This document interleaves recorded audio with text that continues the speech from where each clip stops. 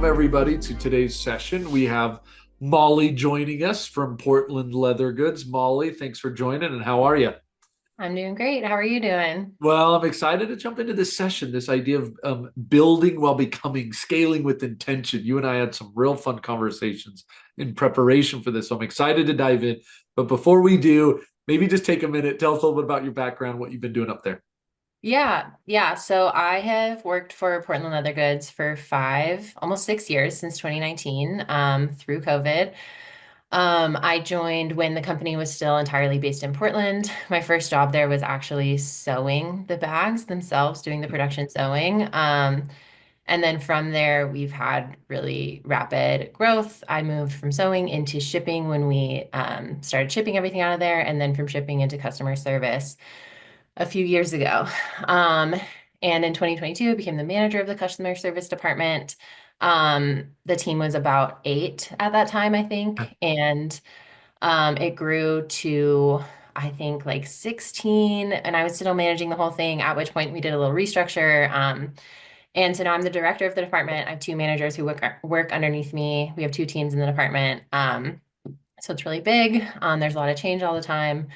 Um, but yeah, it's great. We're definitely constantly in a state of, I feel like, learning in flux. So I'm excited to chat today. Yeah, yeah. Look, I think that last line, "learning in flux," I think is where so many of us are at the moment. But what a fun journey! I mean, I don't know if everyone can say they've been at 5 years at a company, and the different roles and the different instances and experiences you've had. I'm sure has really attributed a lot to the way you run and guide your team. So, first of all, congrats on being able to navigate a company for 5 years on that front. That's pretty cool. Um, let's dive in.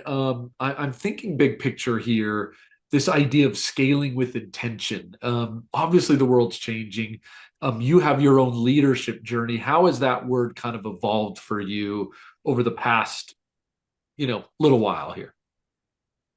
Yeah. I think for me, the idea of scaling with intention, like in this moment, means counterintuitively kind of slowing down and taking a closer look at everything that we've already built. Like we have operated in a system for a long time where even though like we have over time built in more of a leadership structure, like I was just mentioning, but we still, like the managers and leads on my team, still are doing a little bit of everything Yeah, in terms of like answering emails, answering questions, building resources, like kind of as needs arise. And so right now we're really in a moment of taking a step back and looking at like everything that we have. Like I think we've been really great at being responsive to needs or crises, or if we're like needing a sure. resource or needing a spreadsheet, like creating that in the moment, but we haven't been as strong on the maintenance and feedback side of everything. So like evaluating the things that we've built, I think is where I'm at now because we are scaling like more dramatically than we have in the Yeah. past. We're hiring at a greater rate now. And so I think it's really critical to look at the structure and make sure it's solid and make sure that we are having a really comprehensive view of like what is at our disposal, like what's missing or what's duplicated, um and just kind of getting a clear idea of that before we try to like create something else for maybe the fifth time. That's a great. I love that lots. But that's such a hard thing to. There's a saying I think like how do you work in the system and on the system? Like there are so many Yes. day-to-day tasks that you have to do, but at the same time you have to be able to like take a step back and look at how everything's kind of working together so that it ultimately can scale and you can do that intentionally. One of the things that I thought was so interesting that you and I were chatting about was this idea of like balancing like heart and structure. Um, because there is so much of a conversation on technology, but we know is people in customer service that there's such a human element. How do you navigate that tension between moving fast but also staying human? That is, I think we're all trying to navigate that. Where are you on that journey?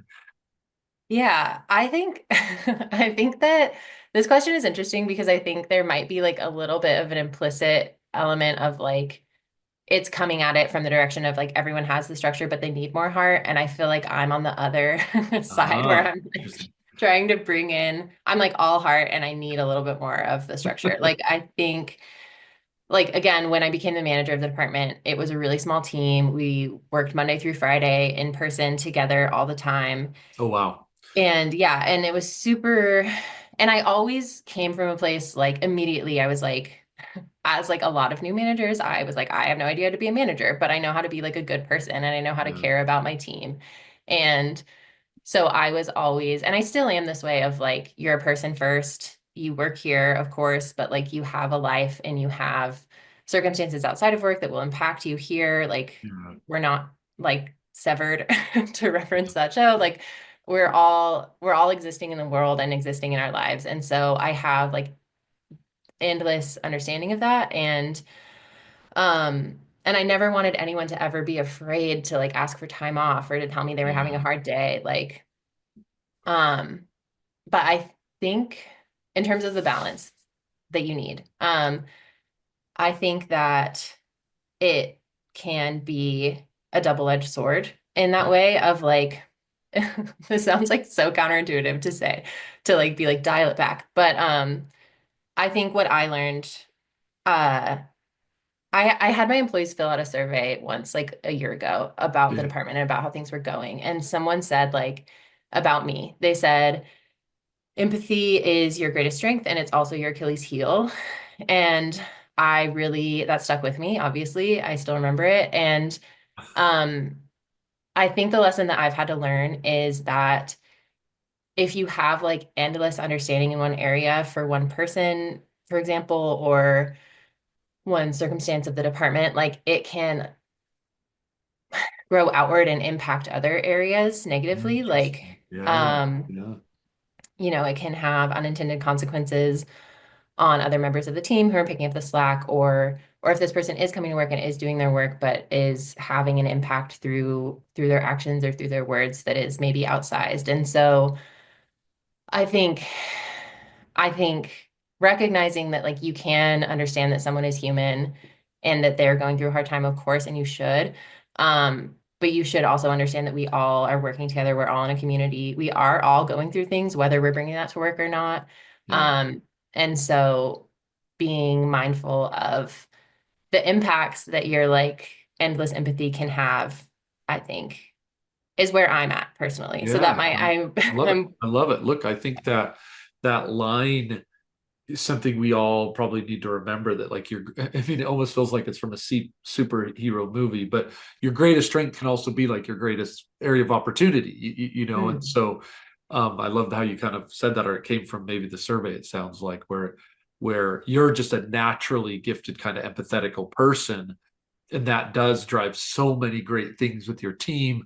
However, that can also create some challenges. And if you're not aware of that as a leader, that sometimes your biggest talents or strengths can also be some of your weaknesses. I don't know if you can find that balance that is required right now to really be able to scale these teams in a way that is human, but also, technology driven and scale driven. I appreciate you sharing that. That's super interesting. Obviously, technology has become a big part of every conversation. That's something that when you use the word scale, I think that has to be part of it. How do you feel you've been trying to bring technology into the word scale that feels, empowering to the team? It still keeps some of that human balance and it doesn't get to a place where it is like overwhelming. I know I talk to some people and they're just like, stop. It's, there's too many AI tools, there's too many tools. It's like, stop, push it back. How do you manage that? Yeah. With this question, I feel like I'm like really reporting from the field in terms of like I'm like currently going through this, and I think I have some like very recent missteps of being that I can look to and be like, oh, like I learned from that. Um, but to use an example, we just switched our CRM. We moved to using customer actually, and so I think some lessons I learned from that process are to um, to be really aware if you're going to introduce a new tool Yeah. of what impacts it will have on like how you're already doing things, like what processes it touches and how it will change that and make that like really clear to your team. So they're not trying to do their jobs and be like, I used to do this, it used to have this outcome, and like that should be crystal clear for them on like how they can do their day to day, even if it looks different or feels different or the process has slightly altered. Just like leaving them to figure any part of that out, I think, Yeah, sure. um, is it's. I mean, it's tough. Like, I don't want to say you should hold your team's hand through every single thing, but like through that part, I think you it should really provide a lot of support. Yeah, And then also, I think a good way on the empowerment piece is to find like, for example, for us, like we our product is a physical product. We sell leather bags. sure, There's a lot of like product education that we do in the customer service department. There's a lot of people like being like, is this normal? Does this look normal? So we do a ton of reassurance, and we also do a ton of like quality control reporting. Just like everyone knows that customer service is like the first line of feedback for if sure. something's going wrong. Um, and so we keep really detailed reporting on quality issues that our customers are experiencing. And we used to do that through a separate spreadsheet. It was really cumbersome. I Yeah. think, candidly, like a lot of people were kind of skipping that step because it was like so So hard, manual especially when the keeping. volume was high. Yeah, like Yeah, to go through all the steps. So long story short, we figured out a way to do that like really seamlessly, like in the customer interface. yeah, And that was a huge improvement. Like the feedback for that across the team was really positive. And so I think identifying any ways that like the new tool can improve yeah, yeah, something and really highlighting that and leaning into it, that can kind of open people's minds. Like one, you're making their job easier. And so I think there's like a lift there. And then also like it can kind of be like, wow, if we could improve this so much, like what else can we what do else with could we this do? new tool? Yeah, Yeah. yeah, that makes sense. Oh, I love it. That's a great example. I mean, finding some of those pressure points and being able to solve those, I think makes team feel like, maybe they can do their job without having so many of those little tactical or manual things to do. Um, as you think about obviously we've got a bunch of people tuning in here, leaders like yourselves who are finding and some of the same challenges you have. Um, what advice would you give them, especially the people who are trying to kind of realign their team's priorities, figure out some of the scaling type situations they need to figure out, but also have to deliver like the daily KPIs, and they're on the hook to, now, but again, they have like this future vision they've got to create. Thoughts on that? Yeah, 100%. I recently attended the Support Driven conference in Austin. Shout Oh, out to that conference and Support Driven. It's awesome. Everyone should check it out if they're not familiar. yes, Scott and team. Yeah, shout out. Yeah, Kudos. That's awesome. yeah. Super amazing resource. It was for my first time going. And it was like it was amazing, but it was also just like this fire hose of information. Like just such a ton of insights. It really made me feel like it was like I was like, this is all so valuable, and also I have to do all of it immediately. Like that was the feeling I kind of had. And so I definitely get that pressure, especially if you're like, we're not quite where we want to be.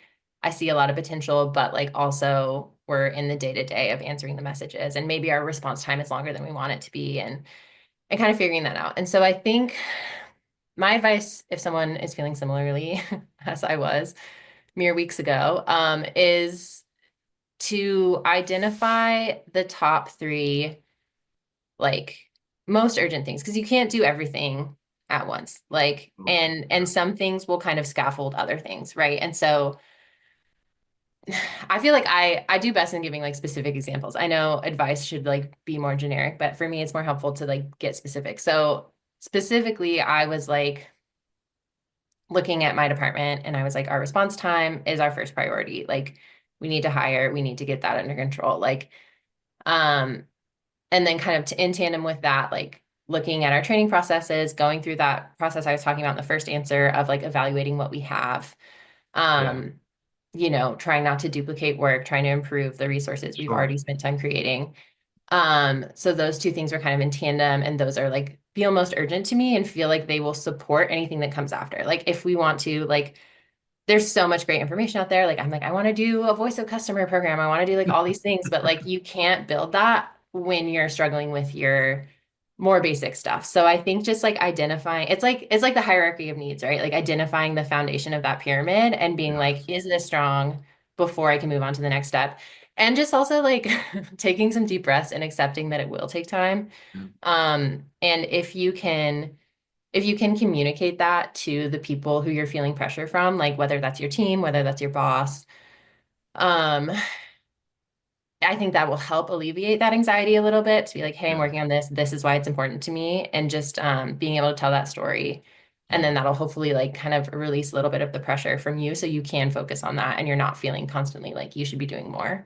Yeah. Yeah. The prioritization, I think, matters more than ever before. And then some of that communication stuff, you're right. Like you can't, everyone around you doesn't always know that you're dealing with kind of the big picture and the small picture. They maybe get caught in their own view. And so I think helping them understand some of those things really matter. You seem like someone who's able to find different ways to kind of learn and grow. I wonder as we kind of wrap here, support driven's a great example of that. It sounds like you went to the Austin conference. Are there other things where you found to kind of learn on the go? Because sometimes you don't have the chance to travel to Austin. Or do you talk to peers, or do you a lot of just on the job learnings, or how have you found to kind of like learn some of these things that you're going through and be able to navigate them correctly? Yeah, yeah. I mean, that's a great question. It's definitely like, um, I feel like the constant sort of theme in like both management and in customer service is like you're never getting all the training or support that you want. And Fair. and so you are kind of building that for yourself, and that has been my experience as well. And I mean, support driven, I found through like doing online research about customer service. And that's how I Yeah. found that community. And for people who can't travel to a conference, which I completely understand, like this is the first one that I've gone to in my 5-year career. Yeah, right. Yeah, you know that world then. Okay, fair. Um, would love to go to more, but yeah, so I get it if that's not, you're not in the position for that. And support driven specifically, not to make this like a commercial for support driven, but they have They were great. a Slack community as well, that have found really helpful. And that I think just like that aspect of like, for a really Yeah. long time, it felt like I was in a silo in my Yes. industry. Yes. And I was just like doing it at my company, trying to figure it out by myself. And support driven really opened the door to be like, oh, here's all these people trying to do the same thing I am. And it's literally just a Slack of people being like, hey, I'm trying to implement this at my work. Do people have experience with this? And that has been so valuable for me. Like, even if you're not posting, even if you're just kind of like searching the posts that are already in there, just in terms of feeling less alone, Yeah. like Yeah. that has Look, been really amazing. I think that's a great call out. And I think that's a great way to kind of wrap this because I is one of the reasons we're putting on this virtual event that hopefully you're enjoying today is we just heard from people that a lot of people are feeling alone and there's a lot of questions out there that I don't have the answer. I don't know if anybody we're learning as we go. And so I love that point. Don't do it alone. Whether it's support driven Slack or reaching out to people on LinkedIn or just finding a way to interact. There are people like Molly and others who they might be a few steps ahead. Maybe they're a few steps behind, but either way, they're on the same journey. And so I think just trying to find a way to connect with them and support driven is probably a great place to start. Don't feel like you have to go out this alone because the world is changing, and you need to have a buddy, I think, to kind of walk the journey with you. So really appreciate that, Molly. That's a great way to kind of wrap it. Okay, well, we did talk about a lot. If you kind of if you any quick leaving thoughts for the audience or quick summary of today from your perspective. Yeah, yeah. For thoughts to leave with, I would just say things that have helped me. Like I think that in this moment that we're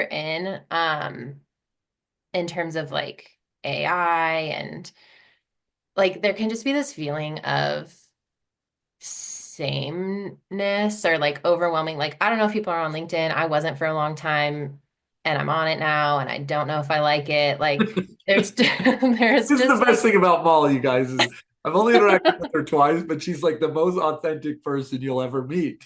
She's just like, I'm on LinkedIn, but I don't know if I like that. that's a really kind way to say that I'm maybe unfiltered. But yeah, just like this feeling of like I think I said earlier, like this feeling of generic, like genericism. I don't know if that's a word, but Yeah. like that can be really deflating for me personally, especially when Yeah. I'm looking for insight or I'm looking for help. And so I think what I would leave people with is um give yourself the time and space to like sit sit with your thoughts, like reflect on your day or your week, or look at the notes you've taken throughout the week. Like Yeah. I know I'm in so many meetings, I'm taking tons of notes, and I know the weeks where take the time to go back through those notes and Yeah. just like highlight stuff, like or remember something is so valuable. Yeah.